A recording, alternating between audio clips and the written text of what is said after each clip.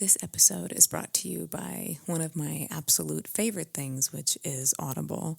My library collection has informed my life, my decisions, my entertainment as well. It is one of my cherished collections, is my Audible collection.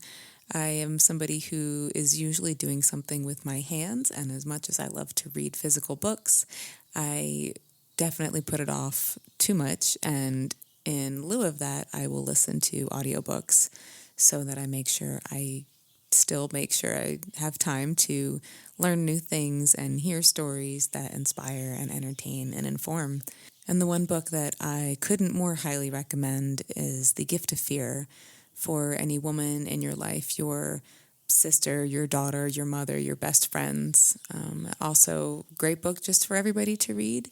But Gavin de Becker, the author, definitely wrote it for the woman's perspective in many ways. It is one of maybe the top book that I would recommend for anyone who is interested in just starting to cultivate their self-protection and self-defense practices, cultivating your intuition, and really starting with the things that aren't something that you have to physically train, but just paying attention to your surroundings and people's language. And it not only comes into play when it comes to staying safe from somebody who might want to do physical harm, but it's a really good way of just listening and understanding people and getting some insight into their intentions and developing your intuition so that you can really trust what is coming from within you in any given situation. I think it is such an important book. And again, I couldn't more highly recommend it. So there's a 30-day trial link in my description for this podcast. And I so extremely invite you to take me up on that if you haven't already. Watch how your life changes when you start really cultivating what you're listening to and what you're learning and the things that you're bringing into your life that are not just being thrown at you without you making a conscious choice about it. It's really pretty magical when we make those decisions. Enjoy the episode.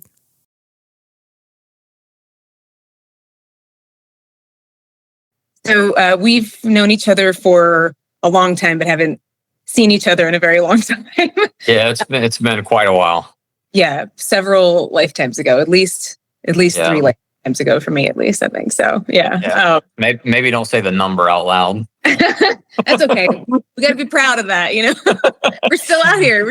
Yep, for sure. This podcast, I'd wanted to start a podcast for a long time. I didn't really have like a niche necessarily. I have a lot of things that call to me. I have a lot of kind of random bits of expertise and knowledge. I have a ton of friends who are very widely different, different areas of expertise. And I kind of landed on the central theme of wanting to share stories of people who live untraditional lives. So whatever that kind of looks like, I obviously am a musician, so I spend a lot of my time there. Yep. But I trained in martial arts most of my life, and I still teach it and still train it like heavily, and ran my own business and all of these things. So I want to be able to share a lot of these things. And having had autoimmune disease for the past 23 years, it taught me a lot about mindset as well. So I tend to circle around mindset things, how to go about living the life that is calling to you and that you want to live in a world that tells you like, this is the box, Right. Yeah. So that's a lot of what this podcast really is. And I, in addition to that, so I cover, a bunch of different topics because self-defense was such a big thing for me and still is. I can talk about it to an extent. I don't teach it right now. Specifically, I teach jiu-jitsu, but I do talk about it with the girls. But I want to bring on the experts. I want whoever the lives that I touch, I want them to hear from people who really know their shit, who are doing it all the time. Because I, as a jiu-jitsu practitioner, mostly right now, I'm started doing MMA again as well. So that's good. But I very much understand the differences between what's being offered, right? So I kind of wanted to talk about those things too. But so let's introduce you. This is Ryan Hoover. If you want to tell a little bit about yourself. Sure. Ryan Hoover. I own a couple of training centers here in North Carolina. I started an organization called Fit to Fight about 20 years ago. Our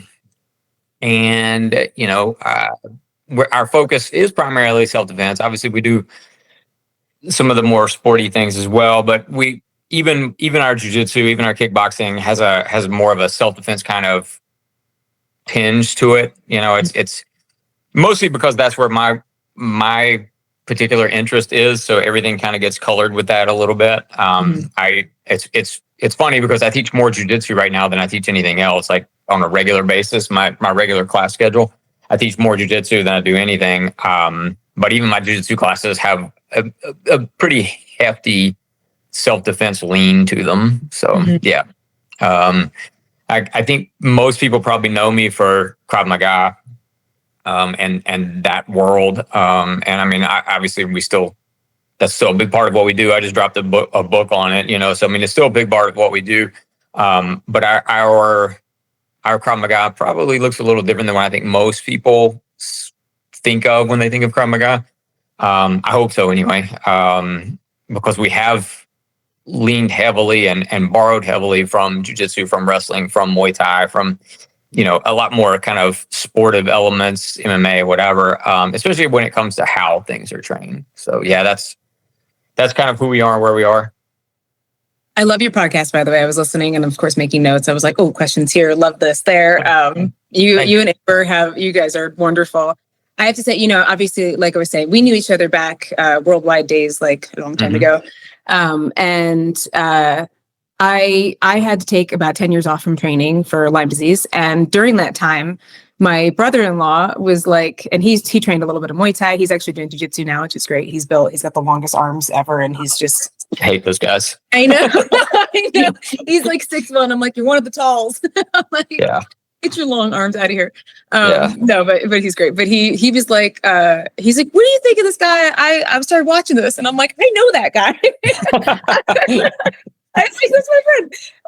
So it was so cool to see that. Like, I kind of want to touch on the mindset part of it, because back when you and I knew each other, like I think, we trained a bunch together. We didn't really I feel like you obviously found your voice and your path in a way that not everybody finds that in a way and really like blossoms into their path and their purpose. And I was so impressed by it. And also I really love what you guys are doing. Like, just from a training standpoint, I'm definitely a snob when it comes to self-defense. And, we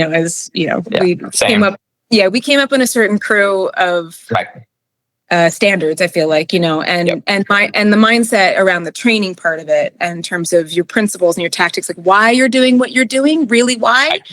And I think that for everybody in that group, everybody took that mindset and applied it in ways. And it was really like, I really just love what you guys are doing, the way you're teaching. In preparation for our interview, sorry, I'm like tangenting for a second, but I was looking at some of your guys' videos, and the hair pull, that's been my litmus test.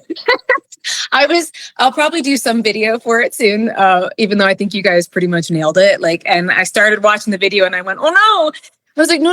And then I was like, okay. Yeah, she got a lot of people with that one. Yeah, I loved it. I was like, no, I think that there's something, this has got to be a joke. Like the way that she started with it, I was like, okay, all right. It's been my litmus test for so much. I am fortunate to train with a ton of some of the, like here in Colorado in particular, like some of the best girls training there. One of the girls here is one of the top in the country. Amazing human. She doesn't do self-defense necessarily. She's very much in the competition scene. Yep. But, just in terms of being in contact with a lot of really, really wonderful jiu-jitsu practitioners, and she didn't address this, but I see it in, on Instagram, where there was like this whole hair pull thing.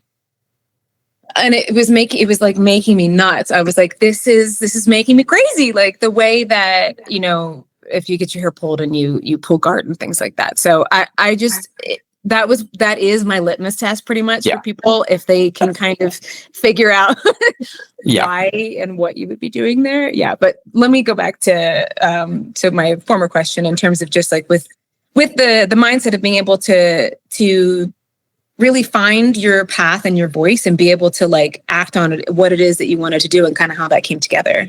Yeah. I come like my personal life background. My dad was an entrepreneur. My granddad was an entrepreneur. So only knew people that didn't have real jobs. You know, they found their thing and they went and did their thing. And so I think I was fortunate in that way, that I was exposed to people that didn't necessarily follow a box. You know, they didn't necessarily kind of fall into this, well, you have to have this degree, you have to have this job that has these benefits and this kind of thing, you know. And I, you know, when I first kind of entered the workforce, I did that. I had a full-time job that had all the things that society tells you have to have, you know, the steady salary and the 401k and the insurance and the paid time off and all those things. And there's nothing wrong with those things. Like if that's what fits your life, it's awesome. But I was miserable. I absolutely hated it. And I started just on the side, I started a training center. It was a small space, you know, and I was doing both. And it kind of got to the point where I wasn't doing either one well. You know, I was kind of like half-assing each one just to kind of get through the day. And I got to a point where I was like, look, I've got to make a decision. You know, I've got to, because I'm not being fair to myself. I'm not being fair to the people around me. I'm not being fair to my job. I'm not being fair to my students, whatever.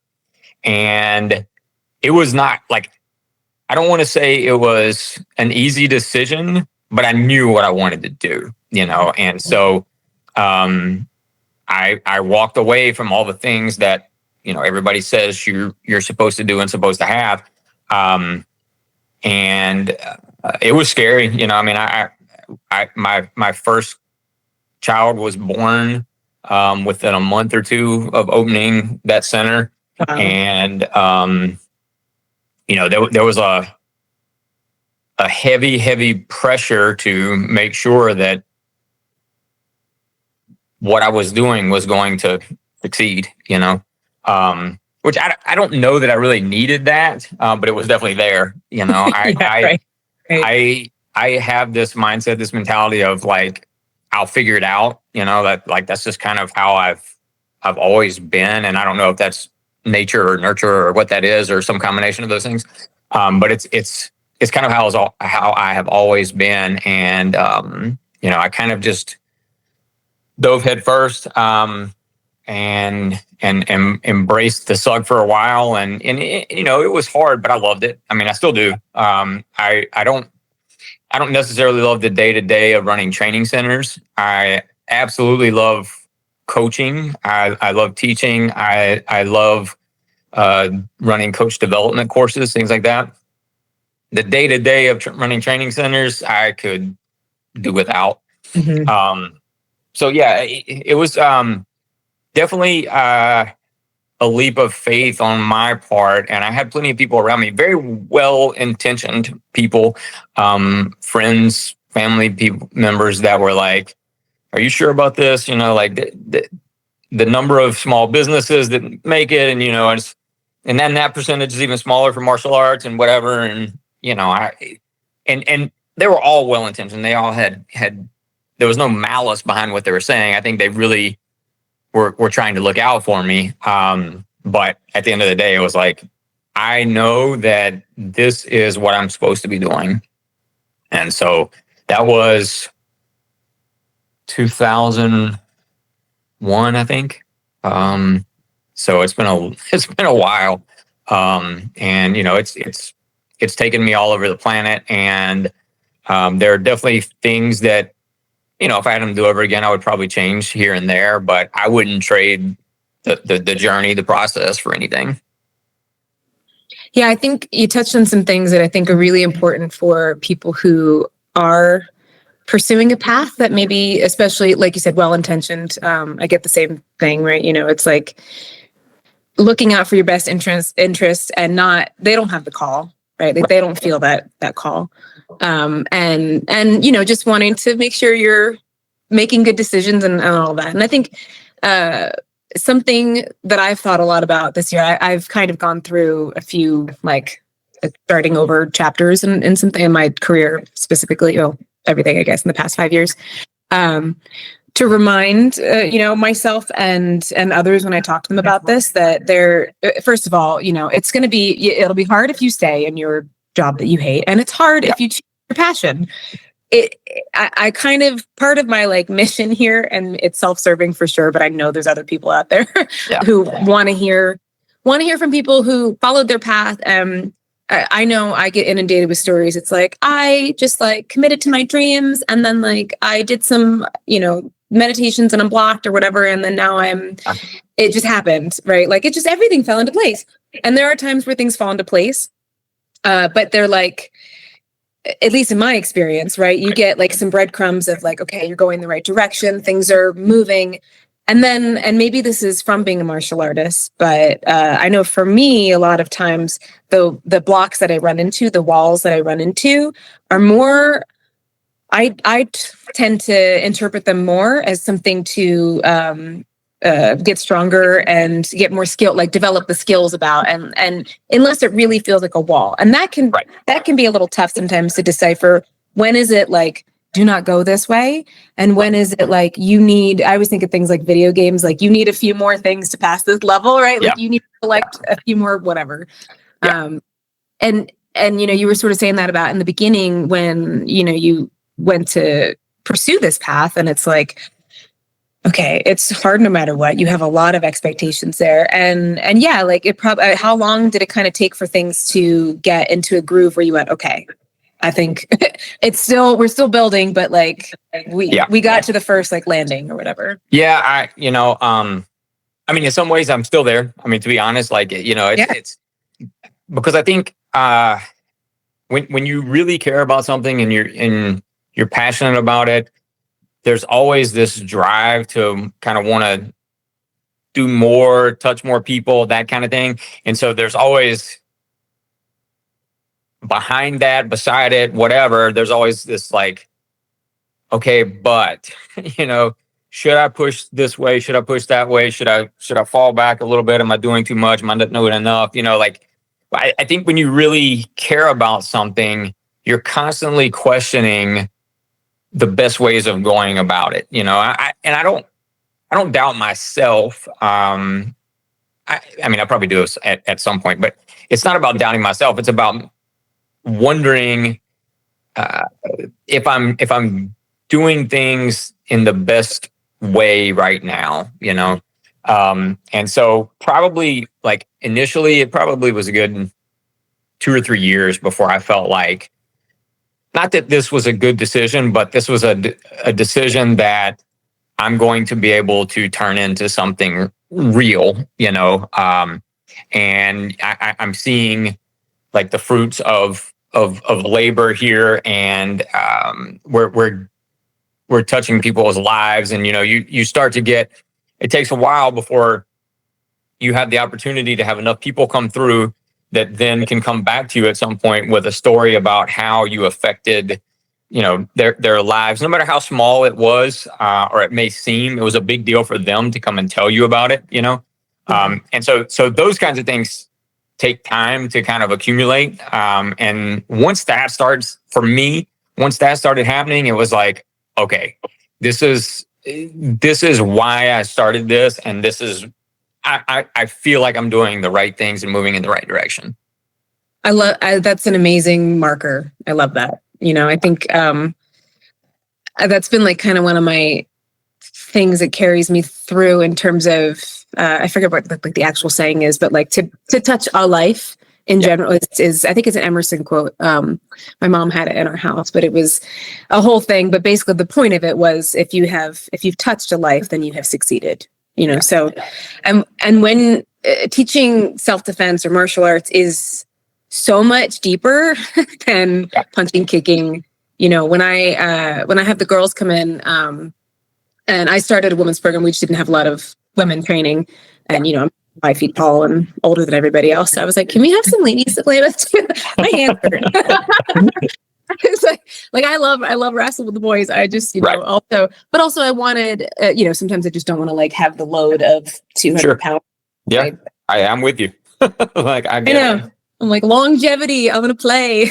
Yes. And I should say, for me, in my journey in terms of self-defense, I'm kind of approaching a little bit of a juncture now, but especially having had Lyme disease for so long, I still deal with effects of it. But so my nervous system, quite honestly, from training in Krav, was fried. I was like, if I get told, what if somebody pulls a gun on you or a knife on you one more time in the next like 6 months? I might, it was a lot.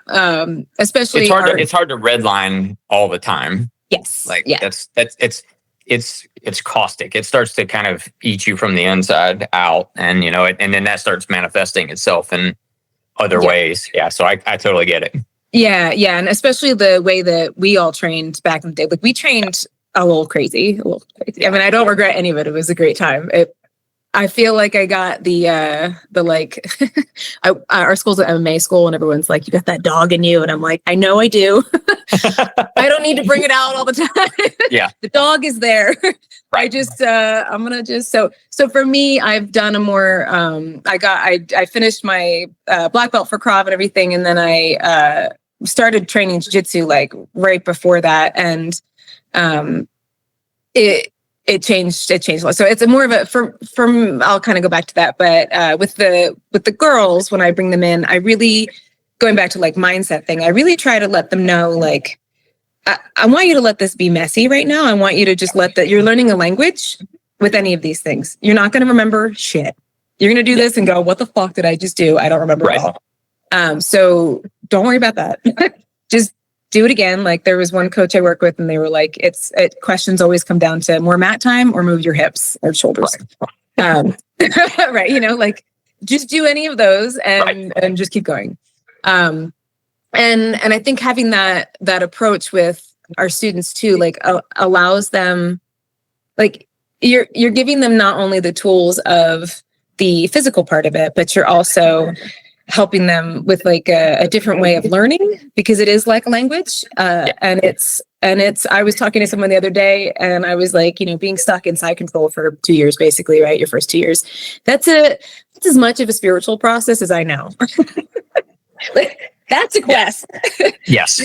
Yes. Yeah. The emotional toughness that comes with having to deal with that is something. Yeah. And you're right. It is like a language, and before you can write paragraphs, you have to learn the alphabet. Like, and it just takes time. And I think one of the problems in our world is a lot of martial arts kind of marketing and vernacular or whatever is like, learn this and be empowered in 90 minutes and you're good to go. Like these kinds of things, like size and strength don't matter. And all this kind of stuff that gets people in the door. And it's like, so I don't fault when people come in and they're given an approach that is much more, it kind of depends than if you do this, then they do this, then you do this. And it's nice and clean. It's not that. It is messy and it does take time. And the example I give to people a lot of times is like, look, if you came in and you had never touched a guitar before in your lives, and I handed you a guitar and we did a 60-minute lesson, at the end of that 60 minutes, you're not going to be able to play a guitar, like it. I mean, and so the idea that at the end of 60 minutes, you're going to be able to defend yourself, or you're going to feel empowered. Like, truthfully, if it's done right, yes, there's going to be some level of confidence building that we can create, but truthfully, if it's done right, at the end of that 60 minutes, it's probably much more like, I don't know shit. Like I need way more of this, and it's not a great business model. So I get why people do it the way that they do it, but I just don't think it's intellectually honest, the idea of, and that's why, like, I told you, I'm teaching more jiu-jitsu classes than I am anything right now. So I don't want to just like run down jiu-jitsu. I think it's great, but I have a real thing about women's self-defense, and then it's in a jiu-jitsu class, and I'm like, all of a sudden they're pulling guard for arm bars, and I'm, it's like, oh my God, what are you doing? Like, why is this? Yeah, why did this become a thing? Why are we doing this? And it's frustrating because they don't, and obviously I'm generalizing here, but they don't teach self-defense in any other part of their center. But here we're going to drop this 60 or 90 minute women's self-defense workshop seminar. And, I think it's bad for the industry. It's bad for the center. It's bad for the end user. It makes our lives more difficult, for sure. And it's super cringe every time I see it on Instagram. I understand why it happens, but I don't like the stay in your lane kind of verbiage, but it does apply, I think, in some cases where, like, if you're a great competition jiu-jitsu school, do that.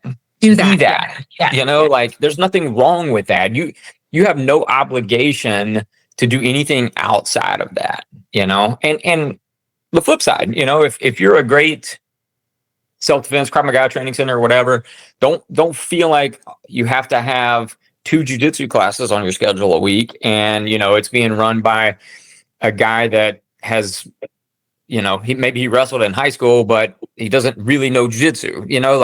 Yes. I think there's this want in our world to be all things to all people, and I think it's a really good way to be nothing to no one. It's very like, true.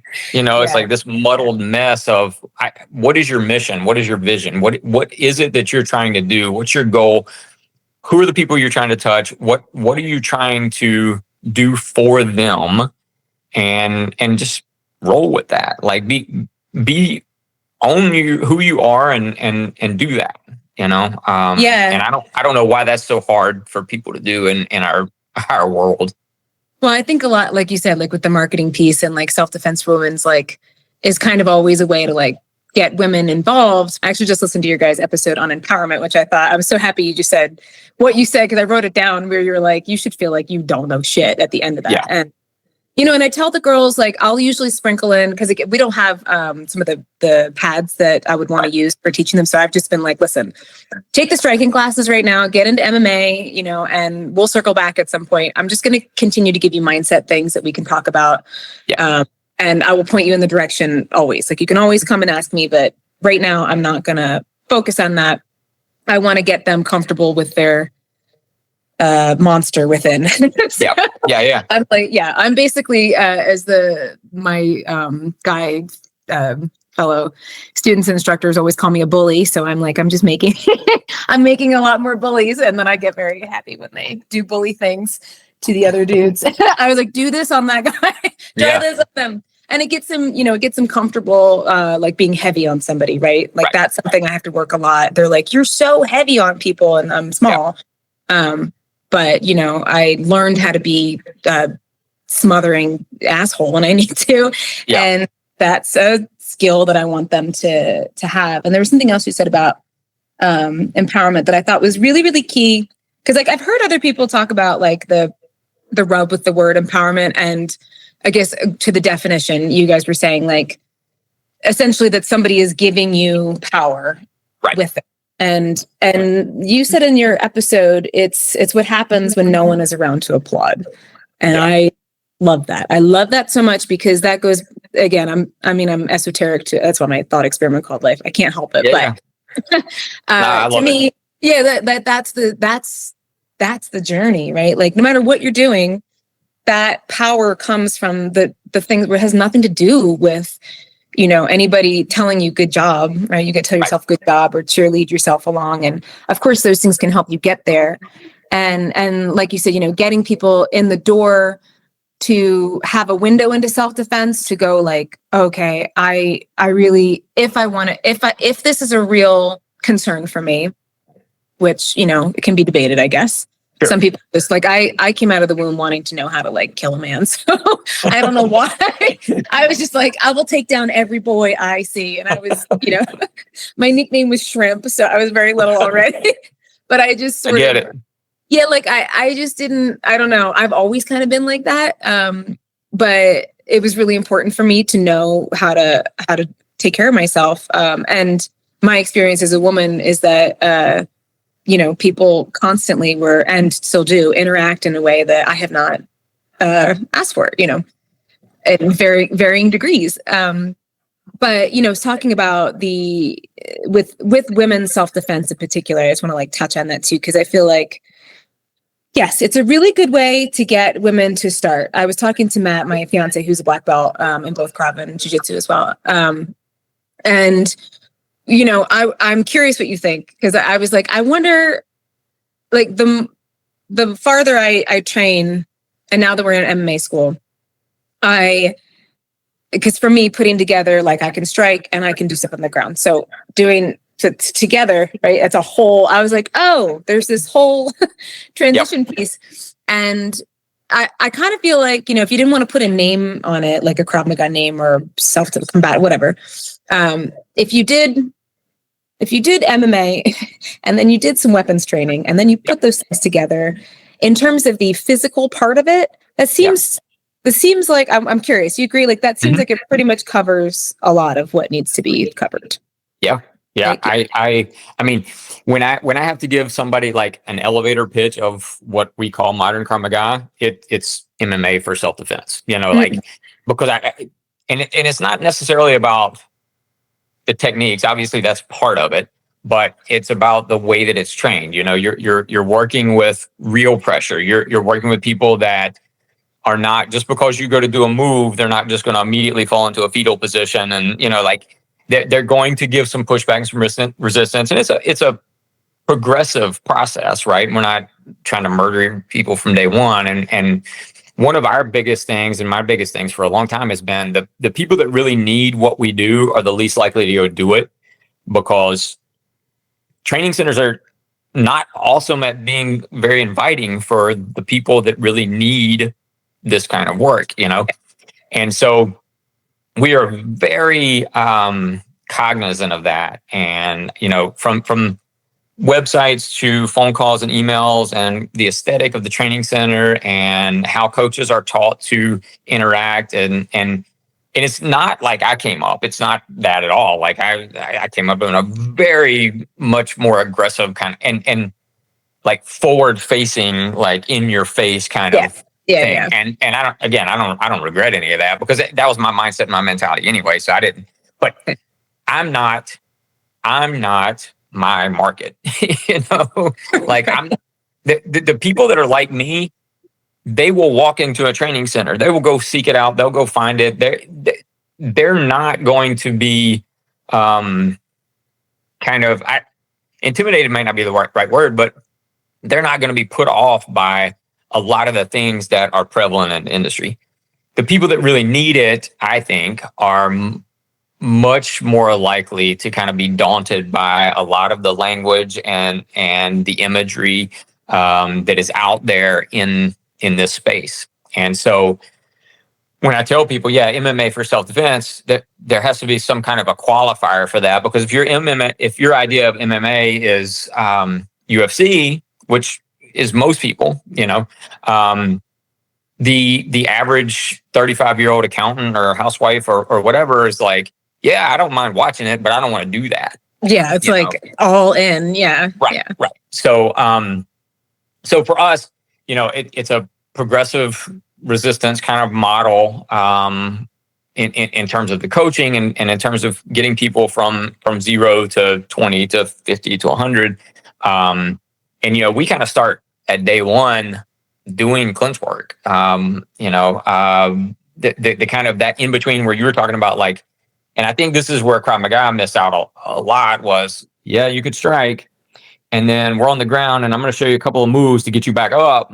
But then it's like, okay, but there's all this shit that happens in between that we didn't address at all, And we are really big on, I think, fights, generally speaking, are won and lost in the clinch. Like that's why, yes, thank where you. the rubber kind of meets the road. Yes. If you can't clinch, you can't fight. Yes. And clinch I think has a connotation to a lot of people. For me, it's if somebody grabs me, we're in a clinch range. They grab my throat, they grab my wrist, my hair, whatever, we're clinching. And my ability to manage that is probably going to dictate how this thing goes, and even if it's okay, well, they put their hands around my throat and I do some move, we're still in a clinch engagement, right? And if it goes to the ground, I want it to be on my terms. If I don't know how to clinch, it will not be on my terms, and I'm probably going to be on bottom, and it may be over there, know. And so for us, the idea of getting people comfortable to come in the door, and when we do coach courses, I'm very specific about this. It's like, look, for the people that really need this, by the time they walk onto your mats, they've probably already done 6 or 8 things that were uncomfortable to them. They did the Google search. They looked at half a dozen websites. They sat on that forever. Maybe they sent in a contact form. Maybe they got a call or email back. They sat on responding. They finally set an appointment. They actually show up. Now you're going to hand them a waiver that says you might die here. Yeah. So by the time they get on your mat, it's like, and it's easy, I think, for us to forget these kinds of things. By the time they get on your mats, they've done a lot of stuff that was already uncomfortable for them, And if, as a coach, you're running around like a drill sergeant with veins popping out of your forehead and all this kind of shit, you're yelling and your neck is popping out and whatever. It's going to be very difficult for you to engender an environment where those folks feel comfortable and are going to stay, And then the other thing that I tell people is, look, they may come for self-defense, they may come for fitness, they may come just because they're looking for something to do. But most people stay because of the culture that you create. Yes. I mean, we have people that have been here for 10, 15, almost 20 years, and they're not still learning self-defense. I mean, they are, but like, that's not why they're there. It's because you've created an environment that people want to be a part of, And I think for adults, it's really hard to come up with an activity or an endeavor that adults will do for a year or two, much less 5, 10, 15, Yeah.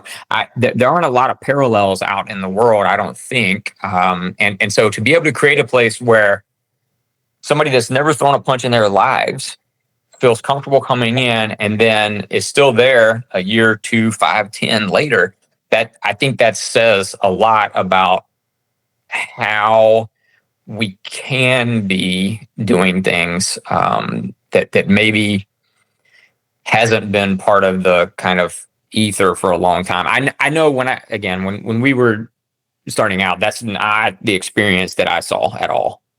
Yeah. Like we definitely, there was, we have fun, but you definitely had to be down for the kind of fun we were down for. Yes. And that's not like you had to be a little crazy. A little crazy. I mean, most people would walk by a session like that and be like they would watch, but they would watch it like they were watching a car accident, like a circus. My God, that's, I want to look away, but I'm also curious. So you're looking between your fingers, but I don't want to do that. No, right. Yeah. You're like, wow, this is so much fun to get hit in the face with my eyes closed. The drill that I would always demonstrate, just like eyes closed, laying there and then I get cracked. I was like, explains why I have a lot of concussion history. Yes. We didn't know about that then. I was like, that's fine. Yeah, you were talking about people. I think, I totally agree. Like the gym that I'm at has one of the best. I mean, and again, that was kind of why I was prefacing. Like, I'm sort of in a more adult playtime. Like, I'm like, I want to roughhouse with all of my new brothers and beat them up. Because I did spend I spent. It's not like I did all those things, and now it's more like making sure that I keep those skills, sharp, but I don't focus on it all the time. But I did start adding in the MMA, mainly because I was getting bored and gi. My hands were hurting, and I was like, I should probably punch some people about it and wrestle. And that's been good. I was like, this is kind of giving me more fun problems to solve. Right. But our gym is there's always like music going. Everyone is like super welcoming. I mean, it's a very aggressive and it's an MMA gym. They're all male and they're all like their 20s, and except for a couple of us. And so and it's fun in that sense. I think that we are in a military town, so people come through a lot. So people are leaving, but they come back. They come back after months and years to be like, "How are you guys? I missed you. This was so much fun," and it really got them, where it got them with their training. Right. And I think what you were saying too, with the people who, when we go back to self-defense, because this is a really big thing for me, and you guys did touch on it in one of your episodes, but the biggest thing that I see for self-defense that I don't see, because it's not about the martial art part of it. It's about how I'll just keep it to women specifically. Making good decisions in relationships is not something. I did not do it. I was lucky that I ended up with somebody who was, on the emotional side of not the nicest than the physical. Yeah. And I really understand that mindset where you don't like. I had someone one time tell me, they're like, "You do martial arts because you don't know how to stand up for yourself." And I was like, "Oh," I was like, "No." And this person who said it, I was not a fan of. So I was like, "Oh, fuck you," But inside, I was like, "Oh shit, that's a good read." Like, I have to think about that. And it's taken me a long time when I finally made some changes and learned. For me, it was a book called Attached. That talks about, are you familiar with it? I'm familiar with it. I have not read it, but I am familiar with it. It's so good because it talks about the attachment styles of how you are in relationships. So for me to be able to break the cycle that I kept finding myself in, I learned about attachment styles, and then I realized that there are people who are like securely attached. And my fiance is a securely attached person, but I would not have believed that it was even a real thing. Yeah. And I probably would have found a way to sabotage that and get out and then find some other red flag to, and unfortunately that cycle happens so often with women, coupled with us just, I'm being very general, of course. But being, groomed to be polite and nice and not make anyone's feelings get hurt and blah, blah, blah. And we just ignore all the red flags and we think that people's language isn't a big deal because they probably whatever. And I want to be compassionate and a nice person. And I've spent, I had a crystal healing jewelry business. I've done Reiki. I do meditate. Like I've been in that center too. There was a time in my life where, so it's like, I understand that like, we want to hold space for everybody and all of those things. And I think that for, the dialogue that I have with the women that I train in terms of self-defense is, unfortunately for women, yes, we have to worry about, I mean, in the Springs, there's a lot that's going on. Like a girl was just attacked in one parking lot and another. There's a lot of things happening that definitely make it a real need. However, I also know several women who've been physically attacked recently by their spouses, and to punch somebody in the throat who's the father of your kids or what, that's a different thing. And I think that, like, I don't really know, and necessarily for it, I feel like it needs to be a part of training more. I'm not quite sure how that fits in, because then you start getting into like psychology, except for being like, The Gift of Fear is a great book to read. Attached is a great book to read, giving some tools of how to identify red flags, languages. Like I've talked in one of my episodes about the pre-incident indicators from Gavin DeBecker, which I love because I think it's a really good way to quickly just scan, with your ears and your eyes, problems you don't need to be around, like make those boundaries there. How, do you guys have something that you sort of go to for that scenario? Yeah. And remind me, I'm going to send you both of the books that I just dropped. Thank you. I wrote one called College Bound, and it's short. It was intentionally like supposed to be a very easy read. Like it's a lot of bullet points. Like it's very different than the Krav Maga book. Which is like an encyclopedia. But in College Bound, I had maybe 3 or 4 people read it before I put it out there. And to a person, they were like, "Do you know you have 2 chapters in here on boundaries?" And I was like, "Yes." That was intentional, because I didn't want to, like, the first one is, I think, chapter 2, because I wanted to hit it pretty early. And then I came back around to it later because I didn't want it to be so overwhelming and just inundate somebody with, like, especially when you're talking about college kids or high school kids or whatever. But I think so much of what we do in our world is because we're not, as a society, as a race, whatever, we're not dealing with how to set boundaries, how to have conversations with people where we know for sure something is not quite right, how to say no, these kinds of things. And so so I have a course that I teach called it's CTRL, like the control button on your computer, and it's communication tactics for real life. And we go pretty heavy into body language, pretty heavy into like red flags, pretty heavy into not just like, oh, situational awareness, like the buzzwords that are all over our industry, but nobody ever, not, I shouldn't say nobody, but most people, it's a throwaway term, like situational awareness, look at the doors, know where the exits are. I'm like, okay, but like, Don't have your back to the wall. Yeah. Yeah. Like, or have it to the wall. Yeah. But the problem is not, for most, especially women, it's not some strange dude walking into a restaurant, like that's not what the common problem is going to be. And so even in College Bound, I have a chapter on roommates and how to set boundaries with roommates on the front end, but it's like, because if you don't have these conversations early on, then it's going to be a very awkward conversation later because something's happened that you're not okay with, Right. And if you learn to do it on the front end, it's much less awkward. It's much less onerous. It's much less cumbersome. It's much less uncomfortable than when you have to address it later, or you don't address it at all, and then it manifests itself in really bad ways.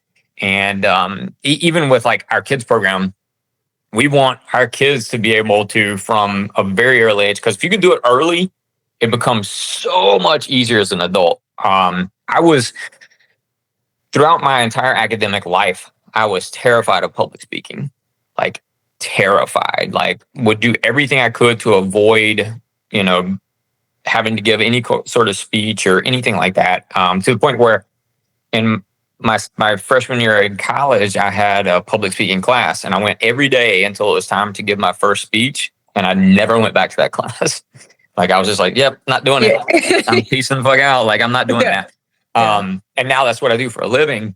Yeah. But what I've come to realize, when working with kids, is if you can get them doing these things early, even if it's just lead a warm up. Yes. Even if it's just in sparring, you having the confidence in yourself to say, "Hey man, you're going a little too hard, ease up." Those kinds of things, like at 8 years old, will be huge at 18 and 25 and whatever, when it's time to ask for a raise, or it's time to go for the, a promotion or the next job interview, or in a relationship, being like, "Look, I don't know what your intent was there, but I'm not okay with this language or this behavior or whatever." And so being able to establish that precedent early, I think is really, really important. And, it's going to take a societal kind of change to get us there. But I think a lot of times people just aren't willing to have these conversations. Because it makes them uncomfortable. You have to first recognize that this is an actual thing. It's an actual problem. And I'm also very upfront. Like when I teach a law enforcement course, I get up in front of them and I'm like, "Look, I'm not a cop. I've never been a cop. I'm not here to tell you how to do your job better. I'm here to offer you some tools that may be helpful in your life, period. I do not know the life of a cop." Right. If I teach a women's thing, almost the identical conversation, I do not know what it is like to be a woman. I don't. I can only go by the hundreds, if not thousands, of conversations and interactions that I've had over the years, and offer up some tools that I know, at least when it comes to language and body and how to read and how to, but at the end of the day, I don't know what it's like to be you. And I think that's an important thing too. And I also think that as male instructors, we should be doing, coaches, whatever, we should be doing everything we can to play a role in the proliferation of more female coaches. For me, and I tell people this, and it may not even be fair, but I don't care. One of the red flags for me is if you're looking for a training center and there are no female coaches, that's something to really consider, and just as humans, we want to be able to go into a place and see people that look like us. Especially when it's something that I'm literally putting my life in somebody else's hands. I'm going to touch hands with. I don't know of any activity on the planet where day one you are this close to a human you've never met before. You've never met, yeah. Like, you might be between their legs. They might be between your legs. They might be sitting on top of you. They might be grabbing your throat. All these things. I don't know of anything else that's like that. And so having people that look like you or you or you or you, I think is really important. I'm not saying you can't get good training at a place where all the coaches look exactly the same. I'm not saying that. But I am saying that if our goal is to get the people that are least likely to do this, then it is really nice to have people that look like them in leadership kind of positions. I think you guys do a really good job with that vibe in general. I love that you and Amber do things in tandem so much too. Yeah. Also, your chemistry is just the best. It's so cute. I'm very happy for you. It's wonderful. Thank you. I can't wait to meet her. I was like, I got to interview her too. I should have had you guys together. Yeah, do it. Yeah, I would love to. I think that, there's such a, there's like a certain group or like certain vibe, right? Of real, like, kind of macho-y self-defense, like guns and knives and whatever. And, I love all of those people. Like I have plenty of those people in my life and I get it. Been there and all that. And then there's the, you go all the way to like the no-gi, like rubber guard, right? Then you have the complete, we're in spandex and leopard print, all that stuff. Flowers and yeah. And it's fun. And that, so it's, I think it's important for people to, if they are feeling called to train, to identify what it is what their goal is, why they want to train, and be intentional about those things and know that, it's fine to have a playful approach. It's fine if that's what you're looking for. If you're just trying to like get some energy out and you do like, yes, I love jujitsu. I mean, I'm almost black belt now. And like, I've devoted. That's awesome. Thank you. I'm like, we can just slow down though, but like I love it so much and it's played such a role in my understanding of self-defense. But it's like really, really understanding why you're doing what you're doing. And granted, I have the luxury of having a ton of experience to know why I'm doing what I'm doing. I can identify like, oh, well, that would make sense. I love that you said the clinch stuff. It's like the number one, like you have to know how to clinch somebody. If you do not know how to clinch them, but if you do, that's like the great equalizer for all of this, and that was really the only thing that kind of got me from Krav into jiu-jitsu without just completely dying. I was like, I know how to clinch. So I was like, I'll be able to somewhat stay safe. And the other thing I was thinking too, when I went from Krav to jiu-jitsu and starting as a white belt again, and like every white belt, I was just like, and then I was like, well, why wouldn't I just, why wouldn't I just like, punch you, kick you and leave, and I'm like, aren't we done? There's 3 more minutes of what am I doing? And I understand like that, want to have that experience. You're not really sure what you're doing and why you're doing it. And the more that I've trained, being very small, I was definitely stuck. I was just crushed, for 2 years, and I got my open guard very good to the point where I annoy the shit. I'm like, I'm sorry, I'm a pain in the ass here. When I train, they're like, why? I have very short legs and I was crushed a lot. I'm like, I spent a lot of time here. Let me have this. I don't have a whole lot. I'm like, just let me. I'm sorry. You want me to weak and easy to pass my guard and all of this? No. But I did think, I was obviously there's a way you can do open guard, which is straight jujitsu. Sure. But I do think there's a place for it in self-defense because a lot of times, like, don't be on the ground. Well, what? We're all Thanks, genius. Yeah, wrestling, first of all, is enormous, right? I just fought a wrestler last week during no-gi. I hadn't warmed up yet. I was like, we had just we have a lot of like younger wrestler kids in right now. And there's a few who are like lighter enough that I can be not warm. And I assessed poorly this time. I was like, because I just like walked, we came late to class. I was like, all right, let's start rolling. And I was like, there was like 2 people and I was like, I'll grab him. And he was a lot more built like a man than I realized. And I was his first roll ever. And I didn't realize. So I was like, you want to roll? I was like, we'll just blah, blah, blah. He's like, yeah. He's like, I was like, you're a wrestler, right? And he was like, yeah. I was like, all right, we'll just like, whatever. And he grabbed me so hard. And I was like, this bitch, like, but he did nothing wrong at all. He was fine. I just, I don't do these things on purpose usually, but I try to make sure I do at least accidentally make sure I roll with this scenario to keep that reality check of somebody. Like, I feel like one of the best reality checks without getting the contact in there, without getting punched in the face and bleeding and all of those things, right, is to grab a new wrestler kid, probably a teenager or young 20s, whatever. Size needs to be comparable, but absolutely. I mean, he was like I said, he was a lot bigger than I realized, but I handled it and all of that, but it was the closest thing to, bringing up the feelings of being attacked, because he was just trying to grab with all of his 18-year-old strength and just literally, like, he was trying to grab my neck. And I was like, if this kid gets my neck, I am fucking dead. Like, I got to get the fuck out of here. And but those things keep me honest and help me decipher a lot about self-defense in that sense. Like, it's hard to get some strikes off when you're just trying to get your hands free because you're being pinned down and trying to get your legs in and do all the jitsu things. And granted, I was balancing a bit of not wanting to be like a total asshole from the start. Be like, hey, check this joke out immediately. But when it comes to open guard, I think it's interesting. I'm curious what you think. I feel like it's a good skill for self-defense, even though we're not like go and be on the ground. But if you can sweep somebody from there and get up, if you fall down and you're basically impossible to get past your legs, you have I think you've got a really good, let's just say another kind of fence, but with your legs.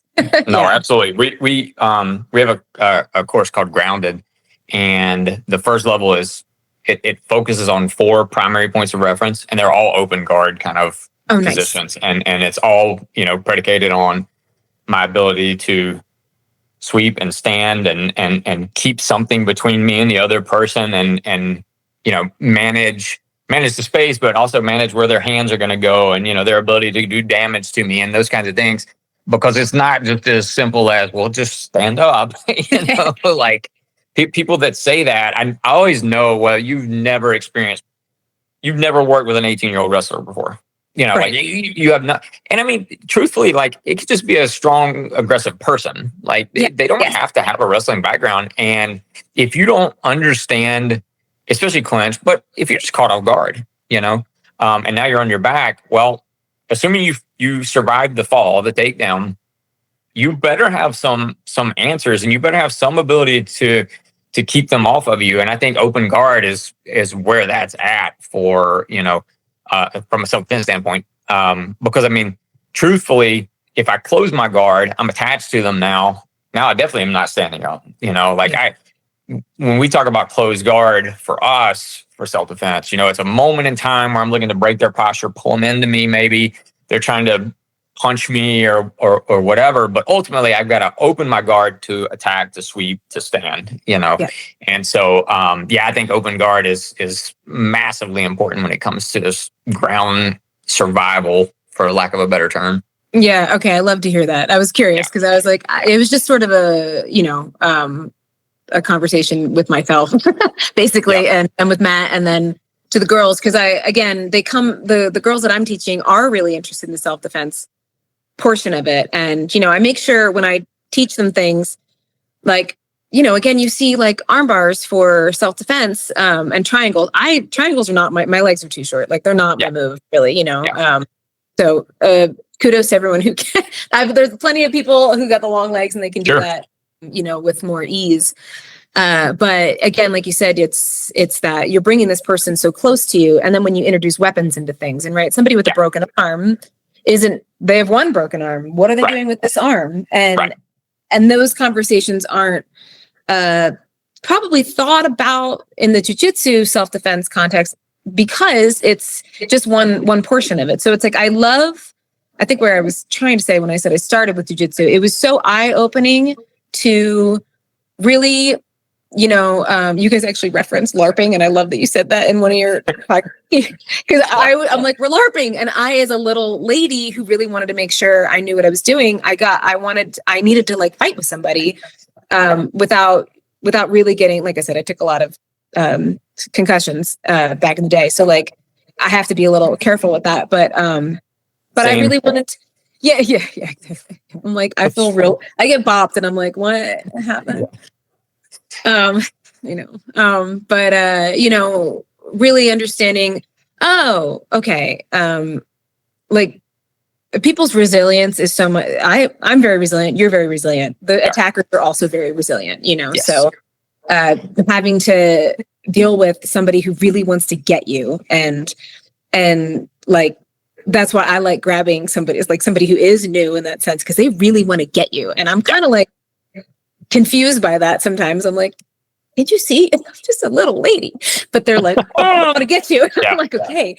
But, I think it's added so much to that perspective of self-defense to be able to physically fight with somebody. You're not doing the strikes and all of that, but you're understanding how to move somebody, where their weight is, how to identify so many things, so many points of contact so quickly when you've had enough mat time.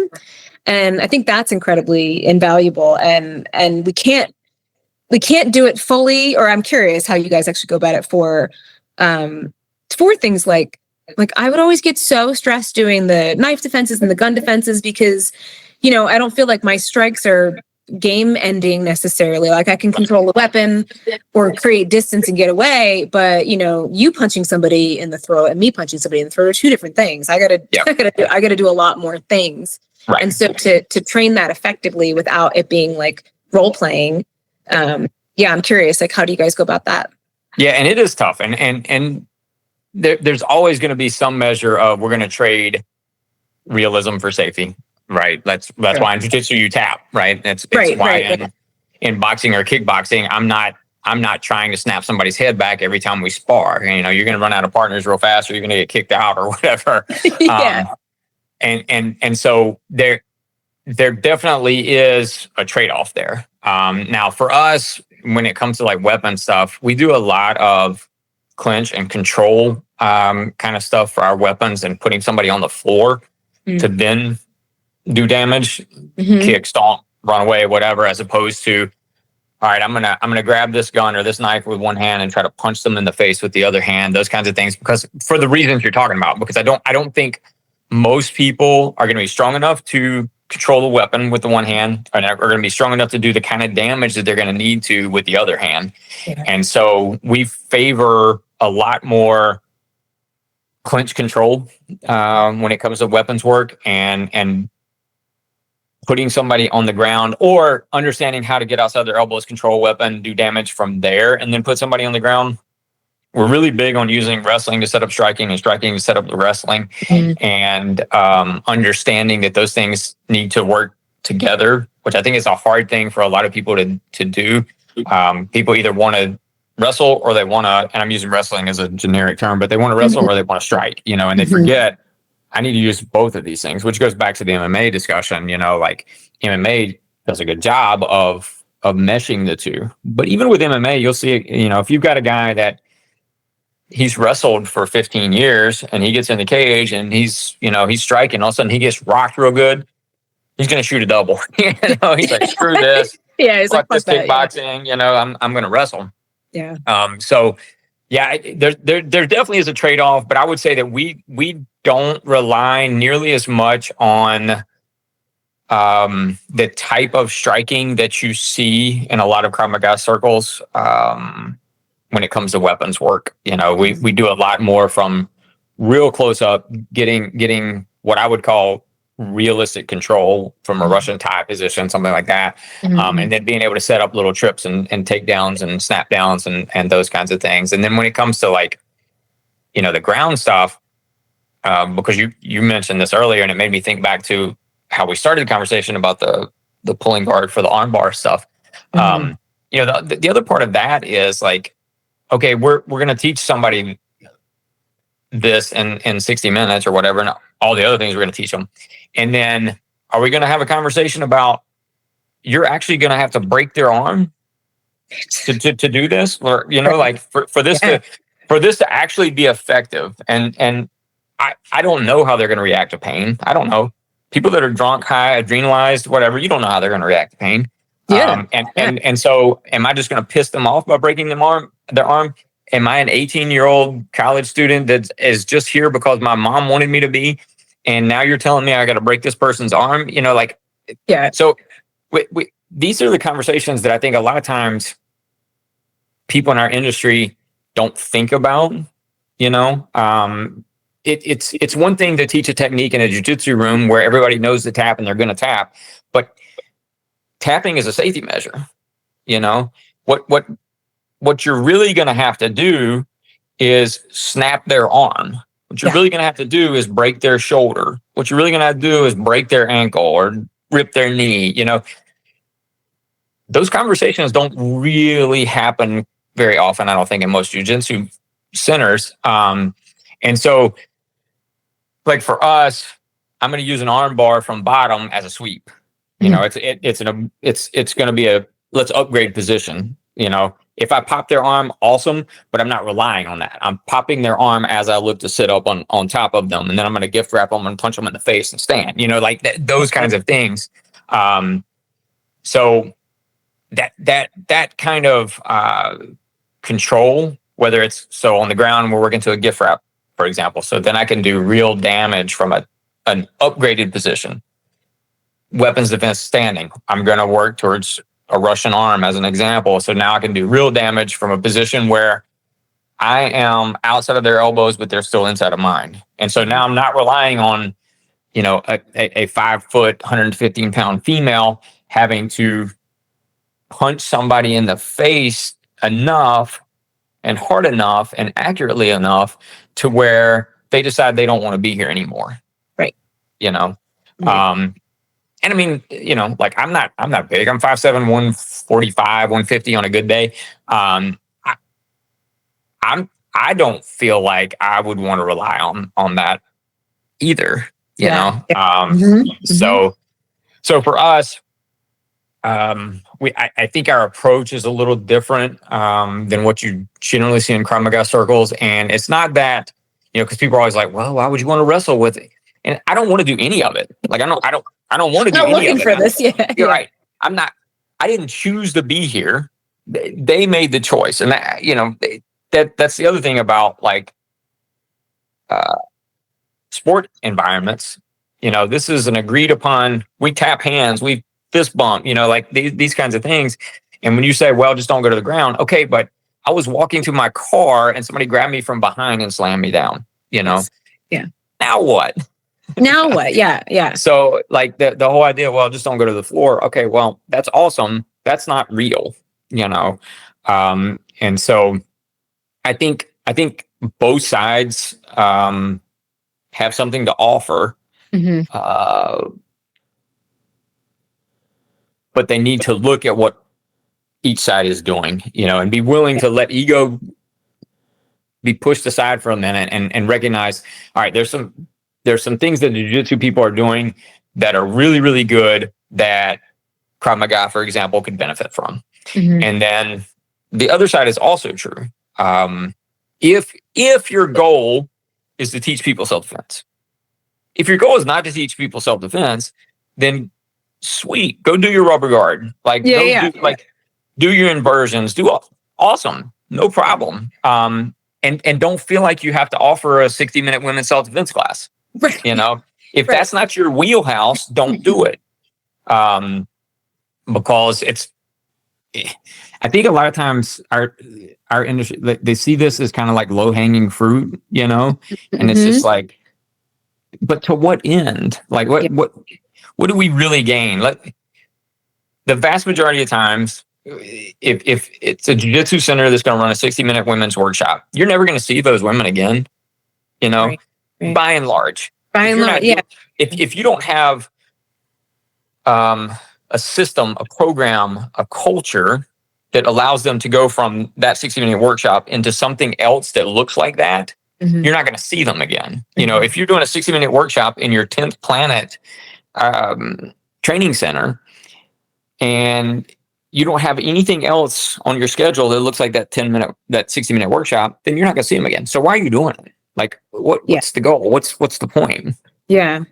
No, for sure. And I think, oh shoot, I think I lost my thought. I think I had another thought, but ADHD to the max. Oh, listen, it happens to me all the time. I know. I'm like, I have 3 thoughts. Hold them, and then. No, I think for sure. Like, I do think that the CROV systems, at least that I know of, that I think they're doing a better job of having more ground, and we kind of they have to, right? Like, you can't not at this point. It's jiu-jitsu is taken over in that sense, and you're going to be ninjutsu if you don't. Like, you're going to go the way of ninjas if you are a Krav Maga center and you're not recognizing, I better have some legit groundwork in what we're doing. Yeah, exactly. And of course it is uncomfortable, but it's all uncomfortable, but it can be fun, and you can make it fun, but also practical. And I think a lot about, when it comes to self-defense, again, there's some of us who just have had this calling and like need to know, like, I just always really wanted to be trained, and I love that. Like, I'm little me is very happy that I stayed with it, and like just continue to add to my arsenal. That's what I wanted, and not everybody has that calling. And I don't know if it's like, part of me doesn't want to be fear mongering and be like, you don't know when you walk to the and like you should be scared, but also that's why, like, I try to, with the women in my life, at least, and speaking on this podcast in particular, because I think it's I have a kind of equal spread of men and women, but everybody has women in their lives, and you want them to be safe, I hope. And there's a conversation of what are the actual threats. Like we said, the relationship portion of it is not separate, but it is it's kind of like the Vesica Pisces, right? Like it's like they overlap, right? And I think that there's I'll share a story that I thought was really interesting, I guess, that goes with it, because it's kind of like, whatever keeps you safe, right? I think our jobs is to create somebody who can assess. I have 2 stories actually, but who can assess a situation and be able to act and make the best decision they can in that moment. Right. And go home safe. So there's the part of it that's like the training of the spirit that gets them ready and kind of just understanding the scenario. And then there's the tactics part. And then there's the part that we just love training, because you have a community of people, and there's so much more to training self-defense and martial arts than just punching, kicking, whatever. It is community. It is learning. Your brain is growing. Your skills are growing. Your body does hurt, but you can take care of your body better.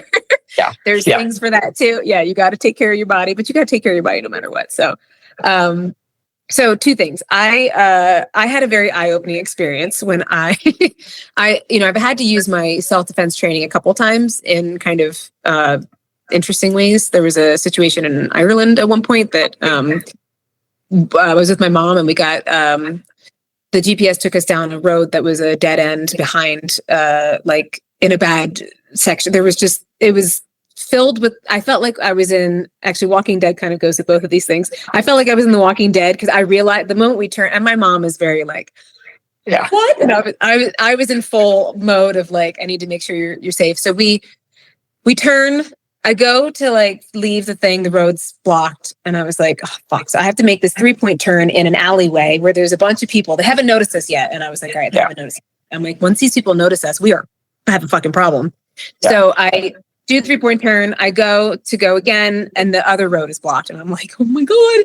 So I go to do 3-point turn again. And now they've all, like zombies, were just like, hello. And it was like 15 dudes at least. And they were younger, but they were surrounding the car. And I'm like, and the one kid gets in front of the car and starts smoking a cigarette and like, we're going to jump you, whatever. And I looked at him and I'm like, I'm going to fucking run you up. I was like, I was like, you need to move right now. And he was like, and I just like started to move the car. And I, because of training, I could at least, literally after this happened, my adrenaline dumped so hard. Oh yeah. That I could barely function after that. And so that was really interesting. I mean, he ended up moving because he saw that I was serious, but I could only do that because of my training. I could only look at this man and be like, I'm gonna fuck you up right now. You need to move. Yes. You don't get that like presence. I mean, some people I think kind of are born with it. I had to learn it because again, the whole like stand up for myself. But that was one scenario that was truly terrifying because I was really, my mom in particular, I was really concerned because there's 15 or plus dudes. Right. And the other time I was attacked by an owl.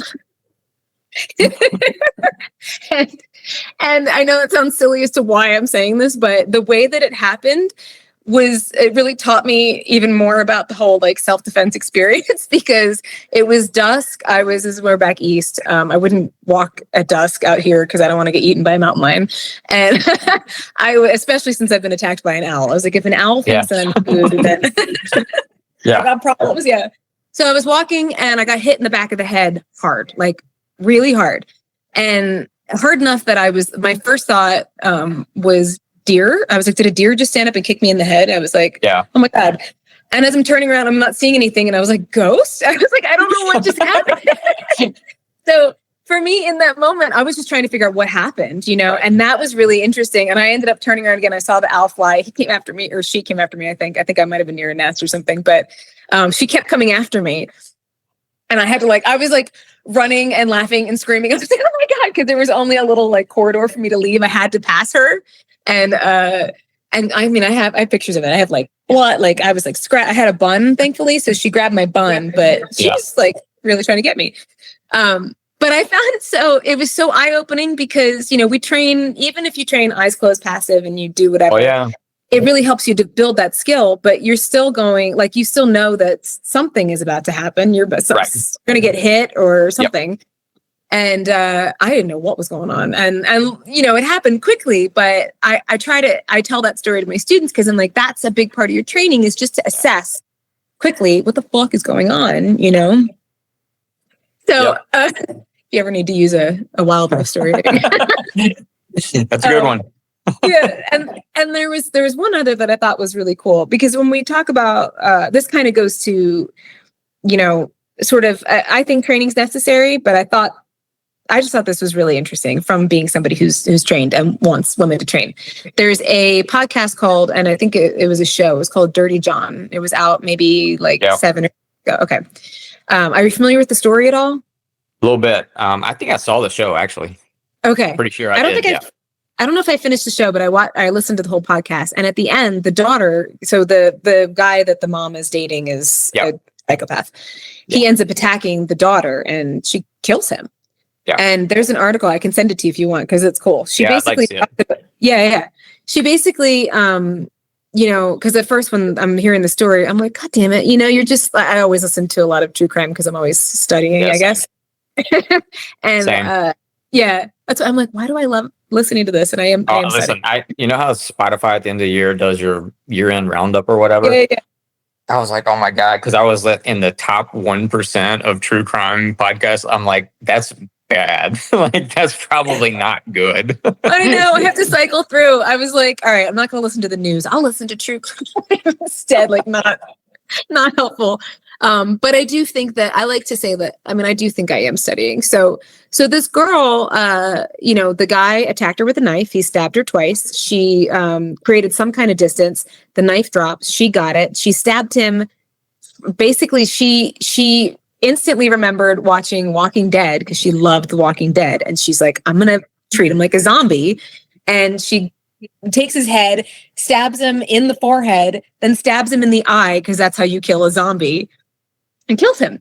She has zero training, but she used she was like kicking, she like framed, she did everything so beautifully. And I thought, how cool, how cool is that a show, like when I first started watching The Walking Dead, I was like, oh my God, this is so, it's so over the top violence to humans in a way, and I was like, I don't know, like I enjoyed the show a lot, but that part was psychologically is a little weird, right? That's a lot. Yeah. And, but I was like, that's a really interesting way to kind of communicate to maybe some women who like, I don't know about training, but, think about something like that. Like that was The Walking Dead. They're actually doing things, it's not like flashy John Wick, which is so much fun, but it's not those kinds of things, right? They're practically, they're disrupting the zombie consciousness, let's just say, in the most effective and acute kind of way. So yeah, I'll send the article to you. It's I'd like to read it. Yeah. So yeah, I didn't know. I guess I don't really have a question. I guess I was just telling you stories, but that's okay. Just some random I'll take stories. those with me. Yeah. They're I think it's self-defense. And you were, I'd love to hear I heard you talk about the difference between self-defense and self-protection. Yeah. A little bit. Can you articulate that again? Yeah. For us, self-protection is more proactive. It is, I'm smart about where I park my car. Like I recognize, that there are people in the parking lot that maybe don't fit. Or I'm walking out of the store and I see somebody hanging out of my car and I'm like, you know what? I think I'm just going to go back inside. I'll get somebody else to walk me out. I see somebody approaching me and I ask them if there's something I can help them with, and I ask them to stay where they are. So it's more proactive. It's more kind of trying to control variables before any sort of conflict even happens. And then self-defense is more reactive. I'm being choked, I'm being headlocked, I'm being taken down, I'm being punched, that kind of thing. And we try to get students to understand that most of what we do on the fighting self-defense side is because we failed on the self-protection side, and failed is kind of a tough word to use because shit just happens sometimes, but understanding that there are a lot of things that I can do to prevent even having to go to a physical kind of response. And so we talk a lot about pre-contact and preemption and how to have conversations with people that you maybe don't know what their intentions are and you're trying to figure it out, and how to put yourself in the best position physically, mentally, emotionally to kind of handle that, deal with that.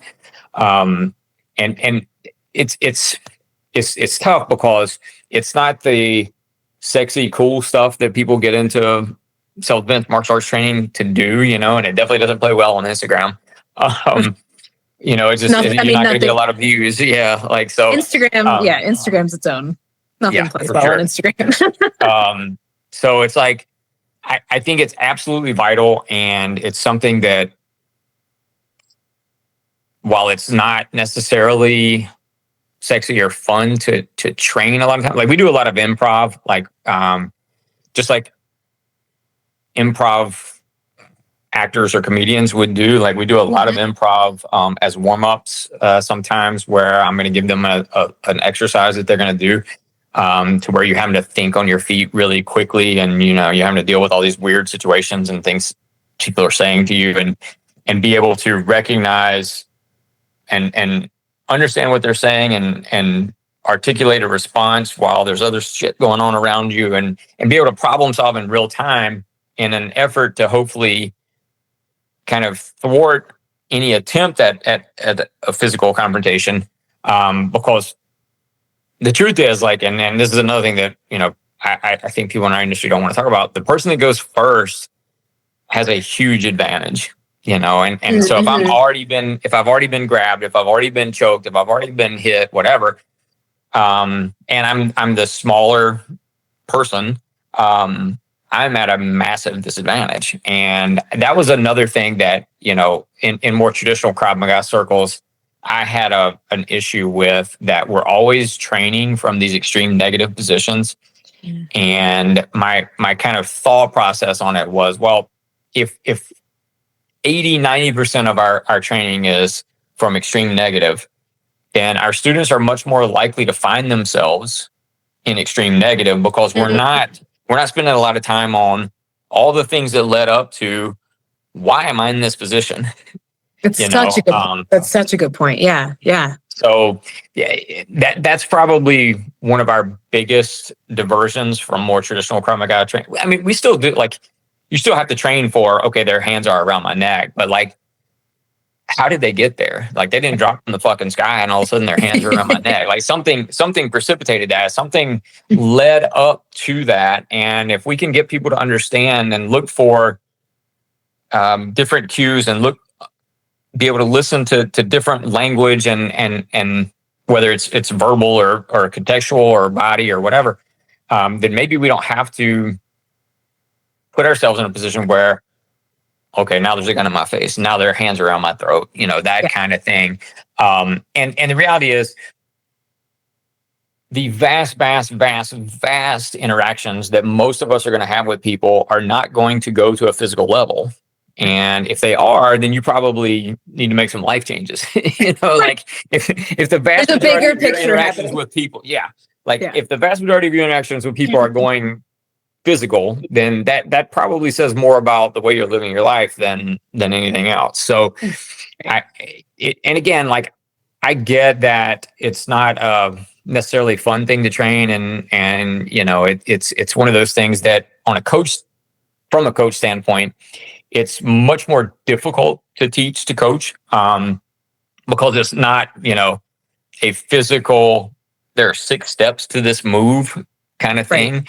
Right. So I get why it's not necessarily a big part of what happens in our industry, in our space, but I really think that it's massively important.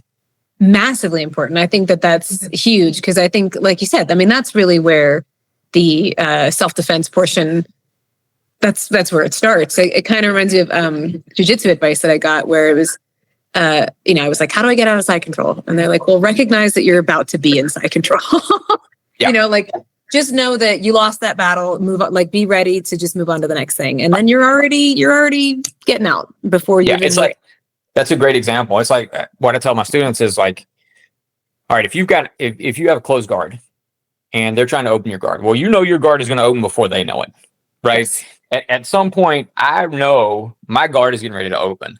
So I should not be surprised when my guard opens, and I should not allow my guard to open. And then I'm thinking, okay, now what do I do? No, I know my guard's about to open, so I need to be ready and prepped for what's going to happen next. So instead of me just acquiescing, okay, my guard's going to open, now I'll do a thing, or I try to stop them from doing a thing, I know my guard's going to open, so let's try to sweep instead, or let's get some frames and look to stand, or let's look to attack the head, or whatever, instead of, like, I should not ever be shocked that my guard got open.